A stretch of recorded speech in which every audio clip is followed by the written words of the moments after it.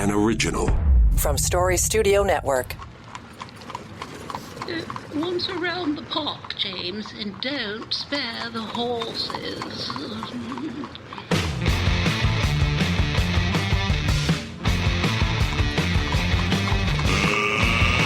Let's get ready to rumble! It's showtime. Well, here we go. It is the 12th day of April 2024. It's a Friday in this part of the world, and that means it's time for On the Ledge, your Ontario Politics podcast. Dave Trafford here with you from Story Studio Network. Keith Leslie in his chair. And, of course, you hear and see him on CHTV, guests and contributes to The O Show with Laura Babcock from time to time.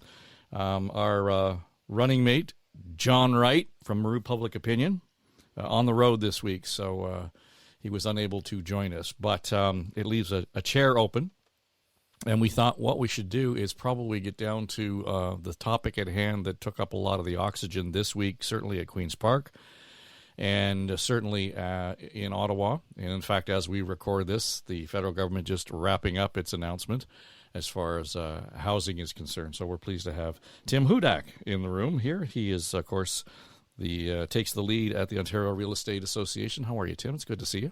I'm doing well, Dave. Keith, thanks for having me back on. Well, it's good to see you both. It just occurred to me, there's been so much swirl around the housing file for so long.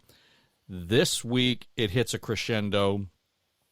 Obviously, because of the feds, it's budget week, so that's where we've hit that kind of time in the calendar where it makes sense to do that.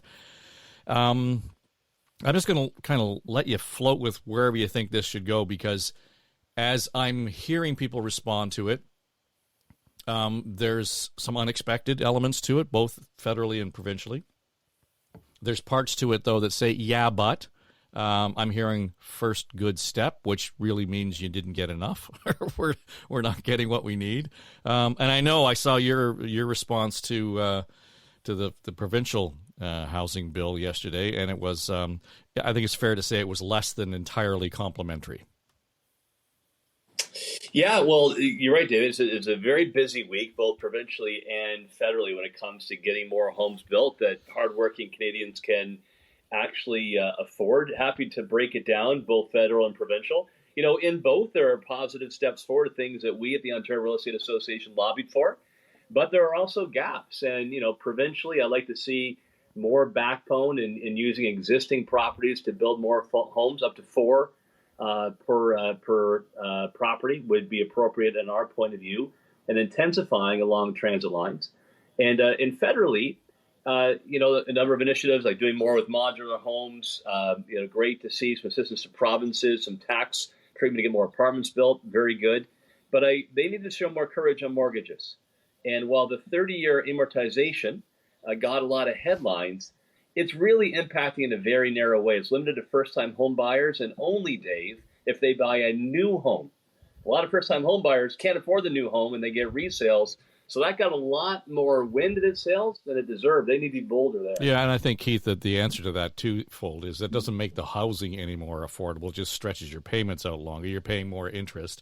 And you still need to kind of work for 25 years before you can get a down payment in a major market in Ontario. So none of those things get added. But to Tim's point, it sure caught the headlines. I mean, it creates this, you know, we appear to be doing something here. Let's tire ourselves out while we pat ourselves on the back. Well, the feds in particular, I think, have used this week to roll out virtually every day a new housing announcement. Billions and billions of dollars, quite frankly.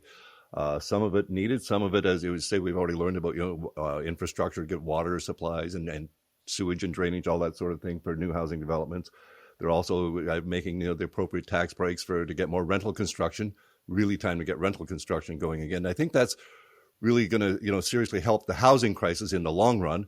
They're also putting money aside to try and, you know, to help municipalities deal with the encampments, the housing or homeless encampments rather, which is, you know, they've doubled in the last year in many, many places. It's just a scary prospect.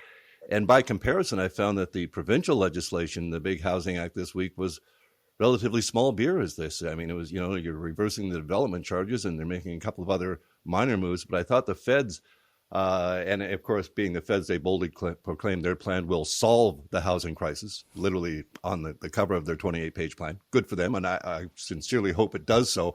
But at least I think it has a much better chance of addressing the housing crisis than the provincial plan, which, as one critic, John Michael McGrath from TVO, put, is just tinkering around the edges of the housing policy. There are not really any bold ideas here. And I think that goes back to your point of how do you help people right now, today, either get that down payment down or get the interest rates to a point where a first-time buyer can buy a home, and not just, as Tim points out, a brand new home or a brand new condominium, but a resale home that is in all likelihood going to be less expensive. Yeah, doesn't that plan, Tim, suggest that people are going to have to move out of major urban centers when we want more density if we're actually going to get affordable housing? Or have I missed the logic in there? You mean with respect to the 30-year amortization? Well, if it's a first-time buyer and a brand new construction, that's not happening in Lawrence Park in Toronto. No, I mean, that you make a good point, right? That would be useful probably in major urban areas for new condos. That would qualify. But here's another thing. Let me talk about this a bit more. There really are three elements here. First, it's great to have the 30-year amortization. Yeah, you're right. You got to pay for it over time, and there's more interest you pay. But really, that's what a lot of people historically in Canada had used when they're first-time buyers, because over your lifetime, you're going to make more money. You're going to accumulate some savings. You get promoted, and then you can refinance and get a shorter period. So it really helps to get the 30-year. So check mark. We lobbied for that. Happy to see the Trudeau government do that. It was actually Jim Flaherty that took it away years ago. We got it back now. So step one. But number two, it should be available to all buyers, Dave, not just first-time home buyers. I don't know why you discriminate. And the most ridiculous part of this is, so let's say you are a first-time home buyer. You and your spouse are out there, you got a kid coming along. You see this, oh, great, I can get a 30-year amort. That means I can get more house for the money I saved up. But what do you have, like two lists? If I buy a new one, this is what I'm looking at for my mortgage. If I buy a resale one, it's a whole different deal. So it's really disappointing that this is chopped up that way. Back to your question. Yeah, if you're looking at major urban areas, that does really limit what's going to be on the table, because those first-time homes are largely going to be well over $1 million, a good number of them. And let's not forget, when you get an insured mortgage with CMHC, it's capped at $1 million. A home above $1 million, you can't get that insurance for a first-time buyer. Yeah, and I think I wonder whether or not that stress test that we've often talked about, and that's where we kind of parted ways in terms of the length of the mortgage amortized over a longer period of time. The question around the minimum down payment. Are we looking at all of this in isolation, Tim, as opposed to looking at the whole picture more effectively? Yeah, you really nailed it. Let me capture what I'm thinking at a national level, and we can bear down more on provincial, local, as you like, Dave. But at a national level, to their credit, there's a number of initiatives here that are going to be helpful from the Trudeau government. More homes built, more apartments built, helping the homeless. The federal government does have, a greater access to tax dollars to help out. Great. So they're rowing in one particular direction. But if you look at the agencies, right, the bureaucrats at Canadian Mortgage and Housing, which is rudderless, there's no CEO, no chair. This is an agency that historically has played a role in helping people get a place to call home, is completely adrift. The Bank of Canada has kept interest rates too high, too long, and it's strangling the dreams of people trying to get a home. They're acting like statisticians with no connection to what's happening on the ground in real life. And then third, you've got the agency that regulates the banks that is really holding back how much banks can lend for developers to build new homes or for mortgages. So while the federal government elected officials are rowing one direction, all oars are heading the wrong direction when it comes to the agencies. Yeah, and I think, Keith, this has ever been thus, where we've had sort of, the puppeteer with puppet on each hand, and all they're doing is arguing with the guy in the middle, right? Well, that's not my policy. This is our directive here. Right. We're going with this directive until you change it and issue a new policy directive to me. This is what I'm doing. Yeah. Yeah. We've all been around government, certainly Tim, long enough to see that kind of thing before. And it drives everyone crazy because we're literally rowing in opposite directions on a policy that should be simple enough. We all seem to have the same goal. The federal government's goal of the number of houses seems to be that it wants to build by 2031. It seems to be the same as the province's 1.5 million for its share of that. it does seem everybody has the same goals, but they're not working together on it. And to see the feds in the province fighting over, again, the small stuff like the fourplexes by right of way, the province determining that it was going to count long-term care beds and student residences towards its housing goal.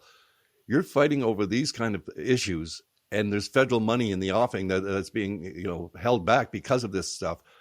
I just don't get that. I mean, this is the kind of stuff that I understand, the province wants to give municipalities their say, and lower tier municipalities now get a greater say in how developments could happen. This seems to be going almost in the opposite direction of getting the housing done that requires a provincial plan that will allow fourplexes by right of way. It's just that simple. But there also needs to be a look, I think, at, someone pointed out today that yes, they're restoring, some of the development charges, but the development charges in the last 20 years have shot up from, thousands of dollars to tens of thousands of dollars, adding to the price of a new home. So can that be addressed? Why is it that high? Do we need to build community centers with the development charges, or maybe we can build a much lower scale park to offset some of the housing that's being displaced by a high rise or whatever? There's got to be other options here. And yet options that the experts have put forward, I'm sure Tim has seen many of these proposed before, and yet again, they're just being left by the wayside or sought out by one side and not by the other, when the governments all need to be pulling together on this, including with the municipalities, who are the key partners in all of this. Yeah, just on the fourplex piece, though, Tim, and the municipalities and so on, and I've had my share of conversations with mayors across the province, and I've said, at the end of the day, more often than not, you guys are the problem. I mean, the local councils get in their own way when it comes to developing housing and that sort of thing. On the other hand, if I may have misheard this, but I'm pretty certain I heard Paul Calandra say that, well, we're not going to do that around fourplexes because, if you go out and you ask the municipalities, they don't want it. So we're going to proactively save them that grief, effectively. I'm not quoting him. But, really? I mean, wouldn't it just make sense to say, here's what you're able to do, you're allowed to do at a minimum, fill your boots. And then if the locals in Barrie don't like what the mayor of Barrie does, well, they can deal with the mayor of Barrie when it comes time to vote on whether or not they like his fourplex policy. I don't understand the rationale behind that. Well, it has been hard to follow the argument because it has shifted. Let's go back to roots here. So where this really stemmed from is the housing affordability task force that Premier Ford set up, and I had the honor of sitting on that task force. It worked really, really well, and I commend our report to anyone. It reads well. It talks about the people who are left behind, who can't get into the housing market, who play by the rules. They went to school, they got a good job, and they're still stuck in mom and dad's basement.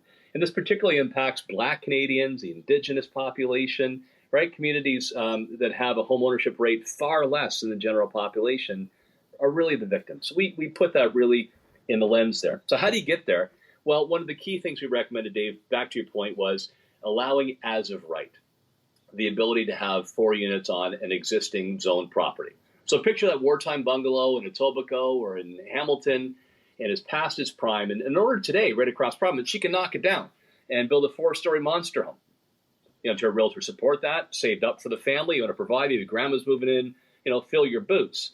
But if you want to knock that old wartime bungalow down and put up a triplex, a duplex, a 4-unit place, oh man, you run through this regulatory ringer, the NIMBYs get involved, the lawyers come to town, tens of thousands of dollars, they throw up their hands, they walk away.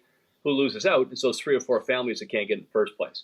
So we recommended that as of right, you tear down a bungalow, you could build up to 4 units. We're not talking big towers, not apartment buildings, but stacked townhomes. And by the way, that's the first home I remember living in, that kind of place, when my parents bought that housing. The days we had a black and white TV with the bunny ears. I remember we lived in a place like that. Deb and I, our first was a semi-detached. This is key entry-level housing for Canadians. We should allow that across the province as of right, as opposed to municipal discretion. So let me ask you this, the next step then. If that were to have happened, and this was, the as of right went through, and we look now at the federal package, would that be considered a new build under this plan with the mortgage rates? Gee, that's a great question. I'm going to say yes. I believe it would be. It would probably take them about 8 months to a year to figure out how to define it. It would go through all kinds That's of process, fast. But yeah, there you go. I'm being too optimistic. But yeah, I mean, surely we'd fight for that. Surely to goodness, you knock down a bungalow, you build a fourplex or a triplex. That's definitely new build. I think renovating to create new spaces should be clarified as new build. So if it's not, David should. I've got to say, I truly don't understand, especially from politicians who spend any time at all in cities like Toronto, this opposition to the fourplex. I lived in Cabbagetown for decades, and I loved it. And one of the nicest streets in Cabbagetown, I never lived on, Amelia Street. And it's got a lot of these old little cottages that are attached together. They look like an old motel kind of thing, very small little cottages, then some slightly newer, bigger cottages. In the middle of the street, there's an apartment building. I think it's 3 or 4 stories. You don't even notice it behind the trees, and it goes back a bit. There's probably 15 or 20 apartments in there. You don't even notice, and it's fit into this street, which is historically an 1880s streetscape. You don't even notice it. You go out to the beaches.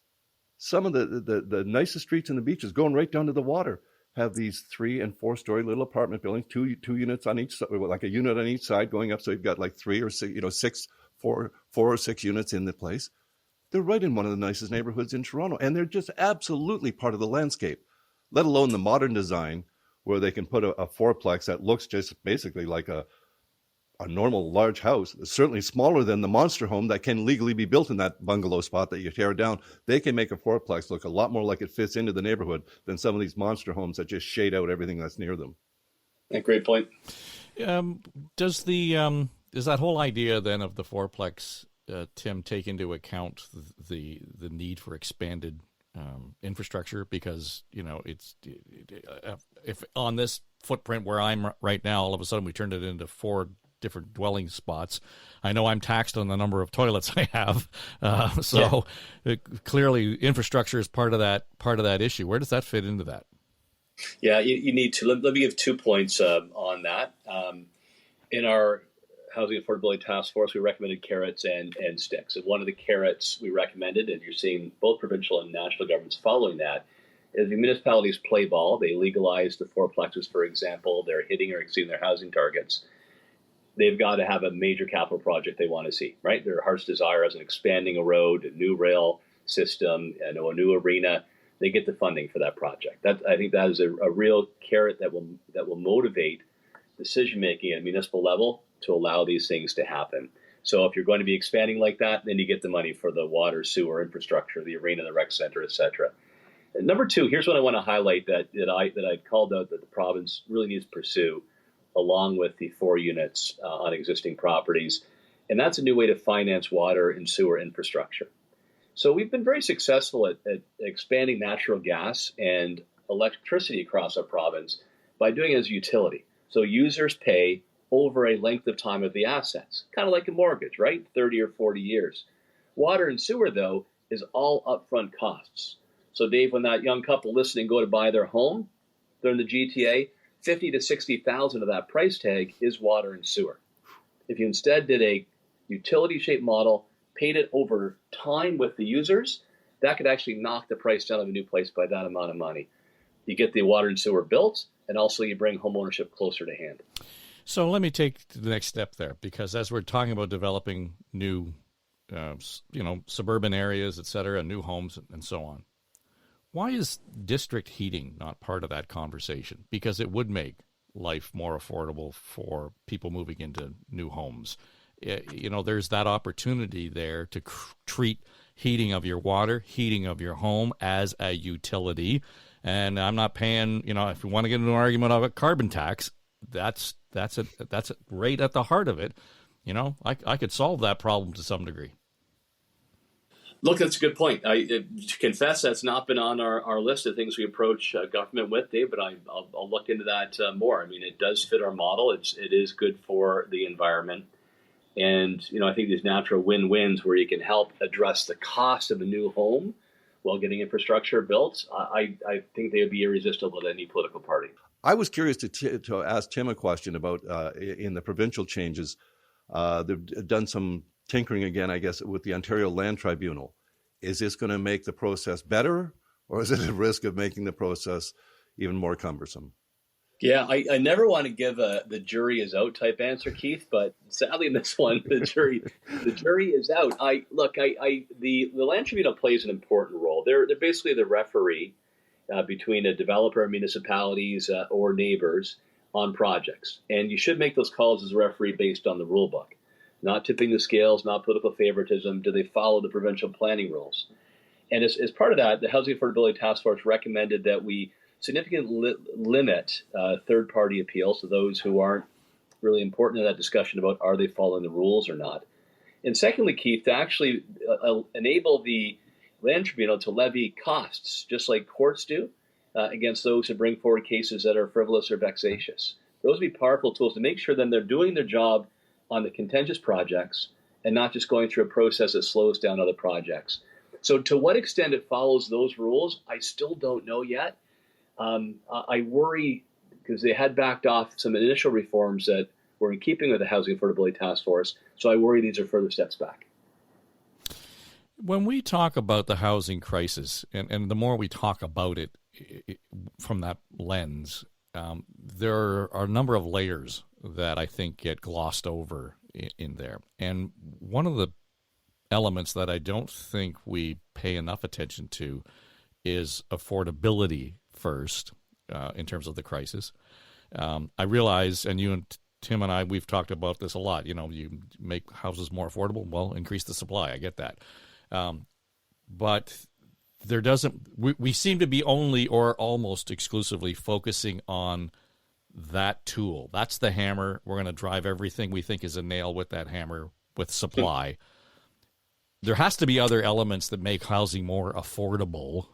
And again, I bring up things like district heating, but which is not necessarily in the purchase of the home, but it makes it more affordable to live in the community.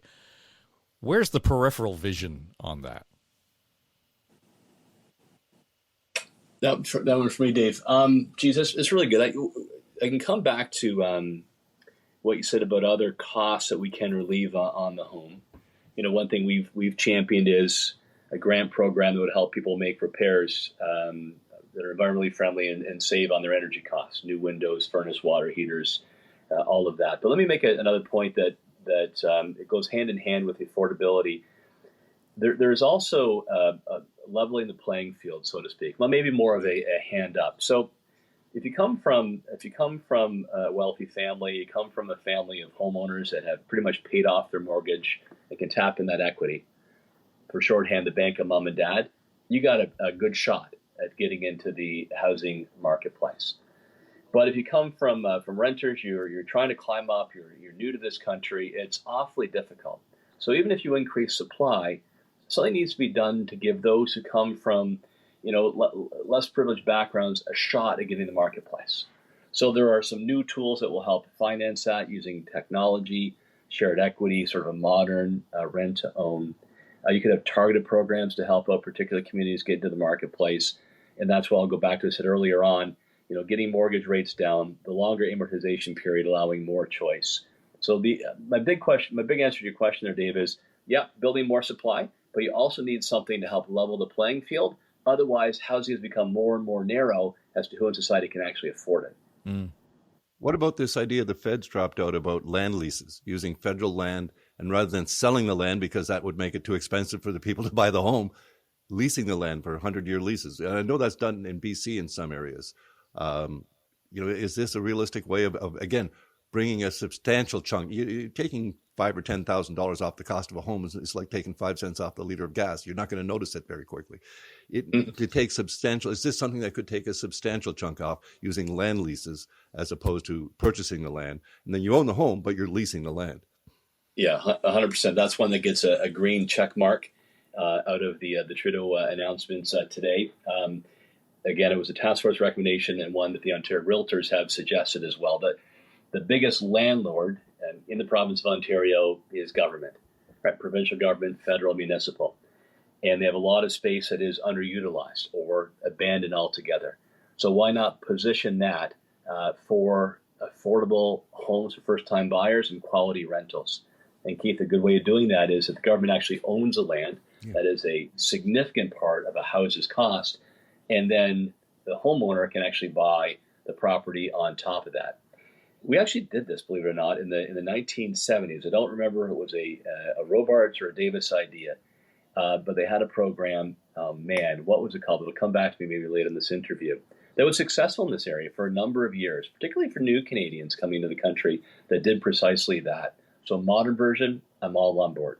Last point on that, in New York City, for goodness sakes, Mayor Bloomberg did this with land owned by the city of New York, where they had signed long-term deals with developers if they built homes for first-time buyers and for quality rentals over 99 years. And Keith, I believe, is 160,000 homes. So if they can do that in a place as crowded as New York City, imagine what we can do in the province of Ontario. Well, part of that conversation, though, then begins to bleed into the employment lands, too, right, where we have deliberately expressed that this part of the city is employment land because it's great to have all the housing in Don Mills, but if you don't have employment lands near Don Mills, then, it just means people have to travel further. It puts more stress on transit, et cetera. And I know that around the old Celestica site there at Don Mills in Eglinton, there was a long time discussion, if not argument, about what to do with that land. Now they're developing it, and everybody's cheering because it's housing. But at the same time, there has to be that balance between making sure that we don't actually, cut the knees off, cut them off at the knees as far as the employment lands are concerned. And that was an objection or a concern brought up by the Board of Trade this week. It's a tough one to look down the road and see how things change. If I were, a political decision maker, I would put housing at the top of the list. And if I made a second call on that, I would still hive off industrial. The vacancy rate when it comes to industrial land is extremely low single digits. Industry is actually doing well in the province of Ontario. A lot of that is being used for warehousing, for shipping of goods, for direct-to-home delivery. So if I were in the seat, I would keep that hived off. But Dave, I do think there's a lot of room when it comes to the commercial side. I do believe that we have seen a shift where a lot of businesses operating in a hybrid remote environment will actually permanently free up some commercial space. With more people ordering things to their homes, going to stores less often, there is a significant amount of room for commercial to residential transition or mixed use. When you think of all the parking at malls, building on top of plazas or malls, I think commercial and residential transition is actually a very open lane. And I bet you if we're doing this podcast 20 years down the road from space or whatever, we will still have been proven to be right about that. Well, I saw some reporting. I might have been the folks at Global. They were talking about parking, and if you actually counted the parking spots in Canada versus the number of vehicles, the number of parking is something like 5-1 outnumbers the vehicles that we have. So, I mean, we're wasting a lot of space on parking. But we're right up against a schoolyard here in North York, and the same thing goes through my head. Do you want the kids to have an opportunity to play outside? For sure. But there's a schoolyard there right next to a park with no fence in between them. So there has to be 10 acres of land sitting there that I guarantee you, Tim, the kids never play on because they'd have to walk so far from school. they don't walk that far to go to school, right? But it's that kind of land use that we got to kind of rethink, don't we? Yes. And in fact, use of underutilized schools or space like that was also part of the task force report. They happen to be also help you to spread out growth among our different neighborhoods, not all downtown. You can provide more choice that way. But we are in a crisis. The homeownership rate continues to decline. We have the millennial generation is the largest generation in Canada's history. It's the best educated. And if we don't find places for them to call home, to raise their families, to feel that sense of security and make a good investment, Dave, they're just going to leave for other provinces and other states. It's time to make those types of decisions. Yeah, Keith, I heard somebody today talking about that generation, and it's great if they can get into a house, but if the next step in that crisis is their retirement. And I know it's hard to think about the retirement of somebody who's in their mid-30s right now, but that is a distinct issue because the generation ahead of them, a lot of them sitting on the equity in their house that they've retired on. So this creates a problem further down the road and bigger than we're facing right now. How many people have we got in the gig economy? They can't even think of, Yeah. that, let alone a pension and getting to retire. They'd like to get a job. Everything is so skewed. I think a heck of a lot is going to have to change. And I think Tim's pointed out a couple of things here that governments can do to make some serious impacts in lowering the price or making a home more affordable. I think demand is always going to make it such that, you're not going to be able to build even a small townhouse in Toronto without it being $1 million. But in these surrounding areas, in some of the newer areas, we ought to be able to get to Premier Ford's promise of a $500,000 detached house with a driveway and a basement. I don't know if it's realistic. I don't think it's going to be a promise he's able to keep, but it's a laudable goal, because anything over $500,000, you can't afford the down payment if you're someone who's under the age of 50 or doesn't have a parent with a lot of equity in their house already. And so there's just not enough people with parents who have the equity to move it. And then there's a distinct lack of opportunities for the parents in their large empty houses or empty nest houses. They don't want to go to some little shoebox in the sky that doesn't even have any outdoor space at all, let alone be crammed downtown. The alternatives for people to get out of their homes and make more room for, say, two families that could move into their house if it's properly divided up or whatever, there's very little incentive for that as well.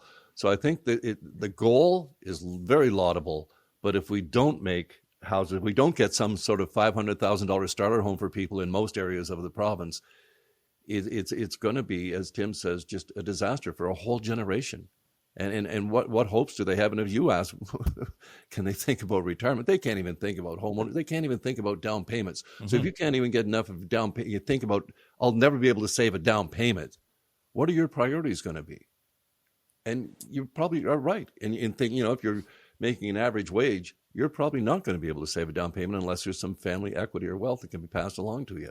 That's a horrible thing to say. We've all wanted, every parent has wanted the next generation to be better for them. And I think this is the first generation that's absolutely realizing if they don't own their own homes now, they can't do a hell of a lot for the next generation to make it better than the life they had. And that's a terrible situation. You're nodding, Tim. It is it's a great thing about Canada is you can look from Confederation, through the war, 70s, 80s, all the economic turmoil. But Dave, you can still see a rising line heading to the top right of the graph of percent of Canadians who could own a home. The promise of Canada was that every generation had a better shot at owning a home than the one previous. New Canadians that come here, including my grandparents, one of the first things they try to do is save every penny, rent out part of it, pay down the mortgage to own property. It's a proven investment.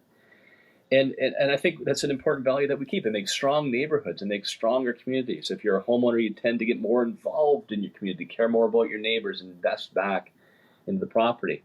And I do worry that if we allow that value to disintegrate, that's going to weaken our entire social fabric. We have plenty of space, Dave. We can build up. We can build beside. We can build more on properties that are already properly zoned. And look, at the end of the day, I'm still actually feeling very optimistic. The solutions are there. They're on the table. We have seen concrete action taken. We just have to steel our spines, face down those that stand in the way, including the NIMBYs, and get the job done and turn that curve back upwards. So let me suggest that stealing the spine can happen at Queen's Park and can happen, in this case, in the city of Toronto. And I'm just going to say land transfer tax. That has become an obstacle for people to move in or out of Toronto. If we were to leave here, we'd spend more trying to find a place and then have to pay that land transfer tax twice. So it just that gets in the way. That's stopping a lot of people from, moving into a house where they're more properly housed. We're overhoused in our place, as I'm sure a lot of people who are listening right now. You find yourself in that situation. When you do the math on it, it doesn't make sense. The land transfer tax in Toronto is the heroin of taxes. Right? They're badly addicted to it, and at the same time, it is damaging the city. I'll give you two ways to think about that. One is my own story, and another is some math. Deb and I were in a neighborhood in North Toronto. I mentioned the semi-detached that we were in, and when the kids came along, we needed more space. Similar neighbors in our neighborhood. We were the only one of 5 couples that actually chose to move to more house and pay that punishing land transfer tax. And the rest, Dave and Keith, stayed in place, but they spent the money renovating. Yeah. It's the right, good for them, but that means that entry-level home never came into the market for somebody else. Mm-hmm. I've seen it in action. Secondly, CD Howe, which I consider to be, I think, Canada's finest think tank, has done some work on this, Dave, and your guts is right on. They found that in the city of Toronto, about 16% of moves never take place. I think it's 16%. Because of land transfer tax alone. Now, it's worse that it's gone up. Worst news on that is at the lower end, the more entry-level homes, right, middle-class homes, is 35%. So that many more homes could actually come open to first-time home buyers if that land transfer tax wasn't there. Yeah. And I brought that up with the mayor over the years, and he would say, well, where am I going to make up that money? Well, not from me. I mean, but it is a self-inflicted wound on so many levels to say, I get it, we need the cash, but at the same time, we are stunting the ability to create that momentum around, having people come and go through the housing market. Okay, but before we go, and I know we talked a lot about supply. We've talked a lot about the great programming, the not so great programming, the good first steps, all that stuff. The harsh reality is we're behind already in hitting our goals. And there's nothing so far that I would suggest gives any real confidence that in the next year we're going to see the housing starts, the builds just jump so far ahead that we're going to hit those marks by 2031. Am I wrong? Pretty hard to do. I'll tell you, why I'm optimistic, though. 2022 actually saw the highest number of new builds in Ontario in over 2 decades. 23 was second place. We'd be doing better in 24 if it wasn't for interest rates that discourage investment in new homes. And the same, for purpose-built rental. So there is progress that shows that you make these changes, things can start turning. What I worry about, and I think the provincial government is the one that plays the greatest effect in getting more homes built and holding municipalities to account to use the tools that they've been given. But sometimes when governments get in the midway of their second term, they can start to lose the spine they had in the first 6 years. And this issue is so compelling. It touches so many Ontarians and Canadians. And I believe if you make the bold choices, they're going to get behind you. So I really hope that the government keeps its foot on the pedal and continues the job it's done, because we're starting to crawl out of a hole. But man, if we lose our nerve, we're going to fall back in. Well, the parliamentary budget officer this week, I think it was just Thursday, issued a report saying that we would need to increase the pace of housing construction by 80% to hit our goals by 2030 or 2031. And Prime Minister Trudeau confidently boasted that his plan, the 28 pages they released on Friday, today, will do that. I think it seems overly ambitious. As Tim said, it seems almost impossible to believe that you could get that many homes built. I mean, as you point out, that just in the short term, just to increase the pace. But if it can be done, I mean, if all governments work together, it absolutely can be done. But we have to stop rowing in different directions. Right now, I think it's almost unrealistic.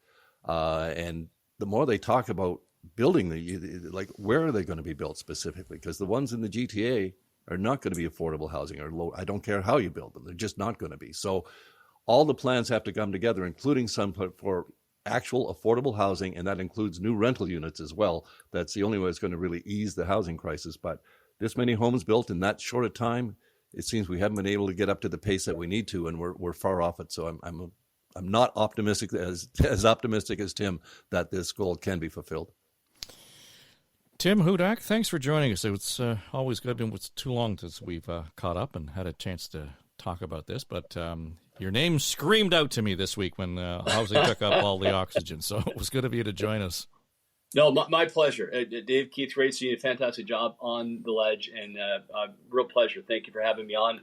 And anytime you want to talk housing or politics or Buffalo Bills football, well, we could have talked a lot more politics, but there was just so much housing, so we'll have to have you on again. All good. Thanks, Keith. Have a good weekend. Thank you. That's On the Ledge, your Ontario Politics podcast for Story Studio Network. This is SSN. Story Studio Network.